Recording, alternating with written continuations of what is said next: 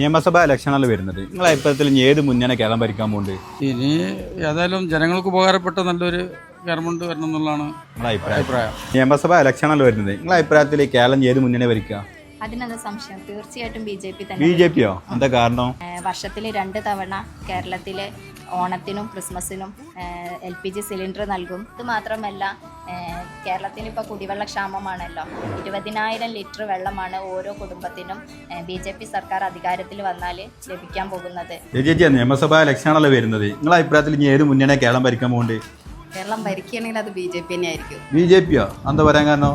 BJPന്റെ പദ്ധതികൾ ജനപ്രിയങ്ങളാണ്. ഇപ്രാവശ്യത്തെ ഹൈലൈറ്റ് എന്ന് പറയുന്നത് 2,500 രൂപയുടെ ഭക്ഷ്യസുരക്ഷാ കാർഡാണ്. അത് നടപ്പിലായാൽ തന്നെ വനിതകൾക്ക്, പാവപ്പെട്ട വീടുകളിലെ വനിതകൾക്ക് ഭക്ഷ്യസുരക്ഷാ കാർഡ് നടപ്പിലാക്കി കഴിഞ്ഞാൽ അവരുടെ പലചരക്ക് സാധനങ്ങളും മരുന്നുകൾക്കും അതൊരു വലിയ ആശ്വാസമാകും.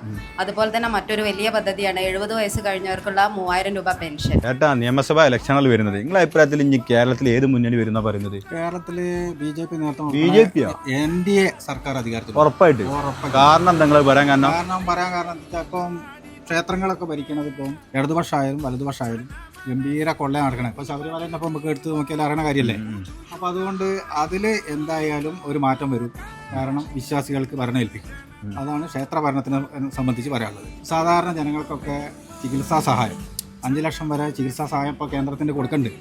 അപ്പൊ അതൊന്നും കൂടി ഇവരായിട്ടുള്ള കേരളത്തിൽ വന്നാൽ വരുന്ന അതെ പറയുന്നത്. അതെ അതുകൊണ്ട് നിങ്ങൾ പറയുന്നത് BJP വരും. BJP തന്നെ അധികാരത്തിൽ വരും. ഇവരൊക്കെ പറയുന്നത് BJP വരുന്നതാണ്. നിങ്ങളെ അഭിപ്രായത്തിൽ ആരാണ് ഇനി കേരളം ഭരിക്കാൻ പോകുന്നത്? കമന്റ് ഇട്ടാ